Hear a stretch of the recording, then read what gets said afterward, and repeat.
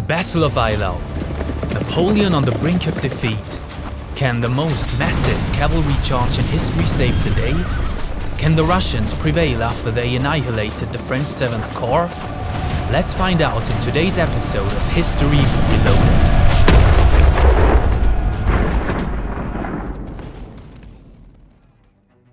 Welcome back to the year 1807 and let's discover the story of Eylau. Hear the sounds. See what might have been going on. In short, we want you to feel history. So stay tuned for History Reloaded Episode 2, The Eagle's Ashes, or Can Russia Beat Napoleon? Last time we saw the annihilation of 7th Corps, respectively the 14th Regiment. If you missed that story, make sure to watch part 1, link down below. If you want to support our channel, leave a like right now and write a comment. This helps us a lot. Mikhail Petrov's quote sums up last time's tragic climax. My martial fury was soon replaced by a heartfelt sorrow when our enraged soldiers, having crushed and destroyed everything in front of them, began to tear apart with bayonets the corpses of the fallen enemy, seeking the still living Frenchmen underneath them.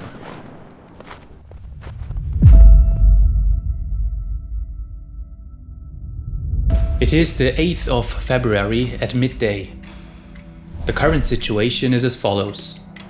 The snowstorm has worn off and reveals the slaughter of Augereau's 7th Corps. The remaining soldiers are retreating to their base position in and around the town of Eylau, the French center substantially weakened. Reinforcements on all sides, Ney, Davout and Dusk, are still to arrive to the battlefield. Seeing the 7th Corps being shattered, the Russian Supreme Commander Count Bennigsen doesn't even need to order his victorious center to pursue. His triumphant men are overly eager and advance without hesitation. They can smell victory. Their goal? Finish the French once and for all and pierce the heart of Napoleon's positions. The French army is standing on the brink. Napoleon's left flank pushed back, his right in total disarray. For a brief moment, the whole battlefield takes a breath.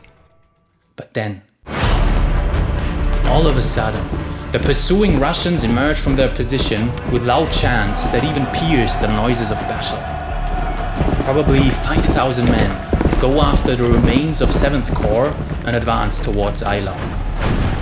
They charge right through the enemy lines and assault the French at the town's church and cemetery, in dangerous vicinity to the French command post. Russian Hussar Denis Davidov puts it into words. Augereau's corps was overthrown and hotly pursued by our infantry. One of our battalions went right through the enemy position and appeared at the church, 100 paces away from Napoleon himself. The Russians are barely stoppable, and the French are completely overwhelmed. Confusion spreads. What are the commands? What is the strategy? Is this where everything falls apart? For moments like these, Napoleon always holds back his trump card, his elite force, the Imperial Guard. These battle-hardened elite soldiers keep their calm no matter what, having been on campaigns like these for years, some veterans even for decades. The soldiers of the Imperial Guard have pledged to sell their lives in their emperor's defense at whatever cost. Georges Poignet, who we remember from last episode, recalls. We shouted, "Forward! Hurrah for the Emperor!" And our grenadiers fell upon the Russians with their bayonets, not firing a single shot. The intense pressure in this critical moment is relieved for the French, at least for now. While the Russian formations retreat to the line in good order, Napoleon's staff is hectically planning the next move. All hopes rest on the desperately awaited reinforcements of Marshal Davout and Ney. The former some miles away, the latter still nowhere to be seen. In these dire moments, Napoleon decides for one last throw of dice, one that will enter the history books. His asset?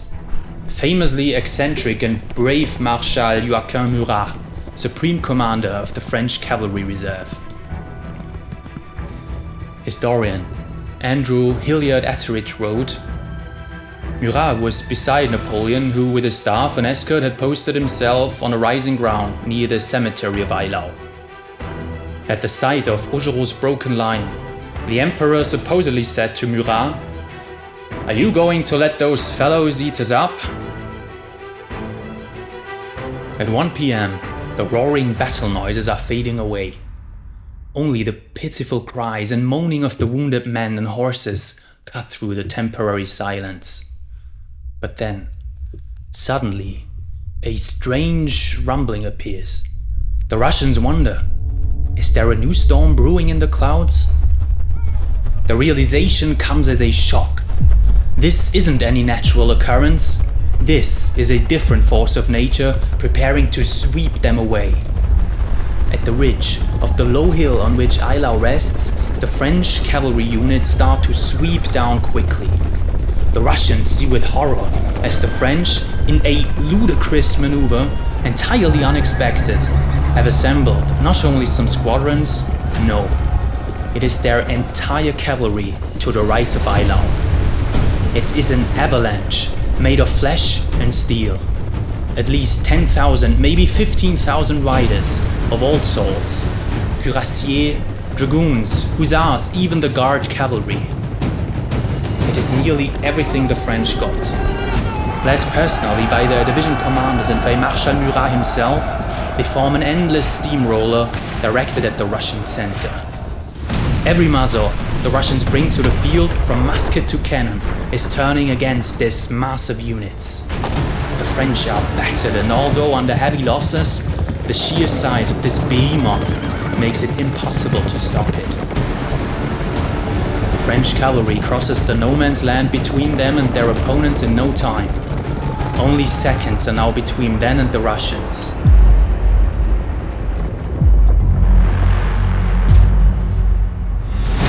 They clash with the first line of infantry, smashing through it effortlessly. The second line of infantry is swept away in the same fashion. The French cavalry just rides on without notable resistance.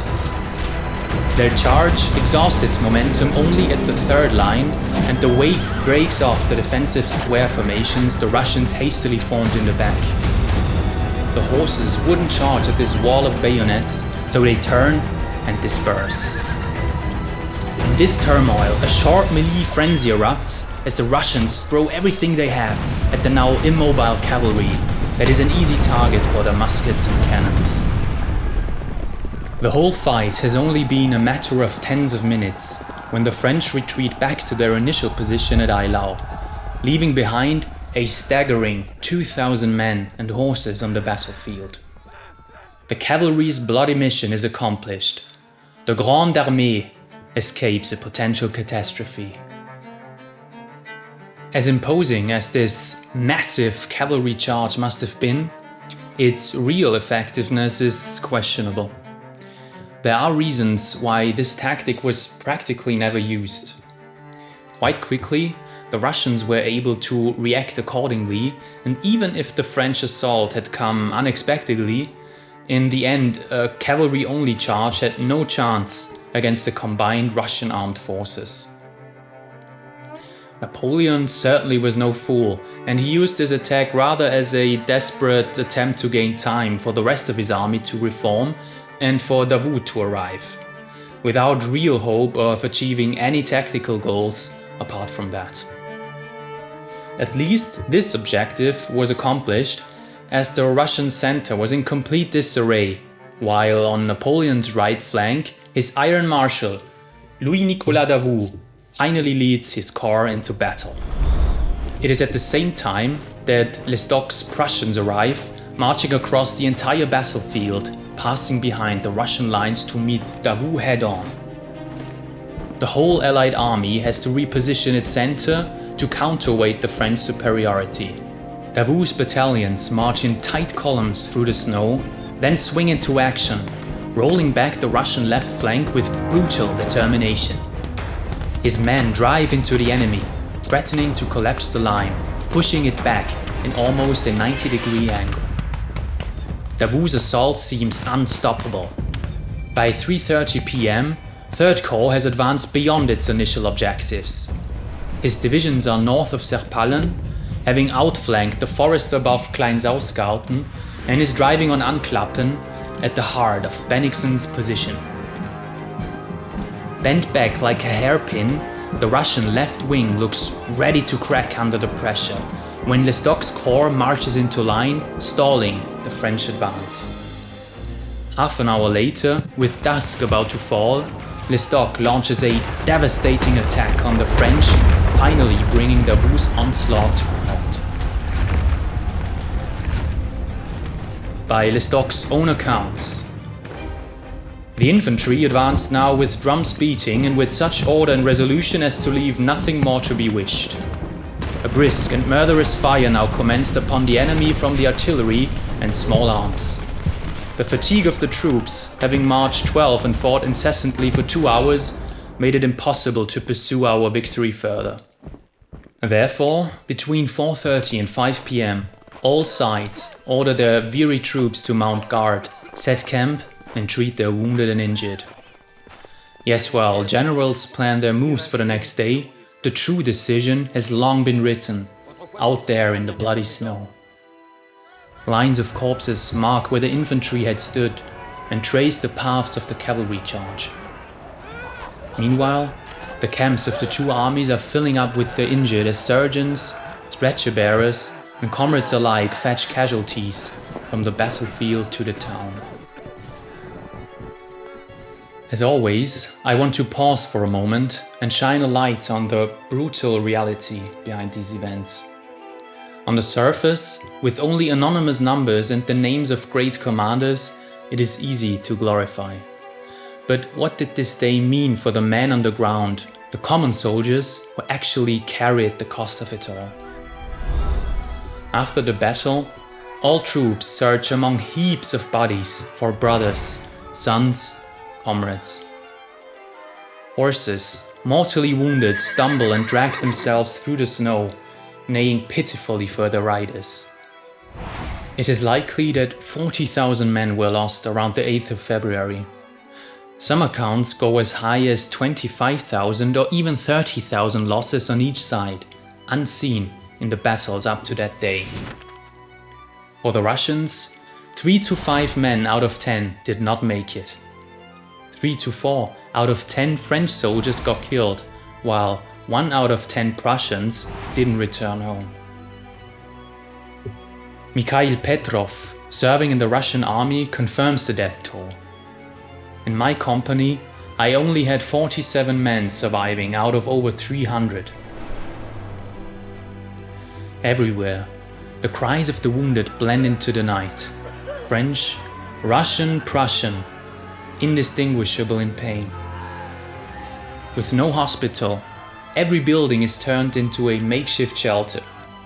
Abandoned houses serve as wards, even the church, where benches, organs and altars are torn apart and burned for warmth.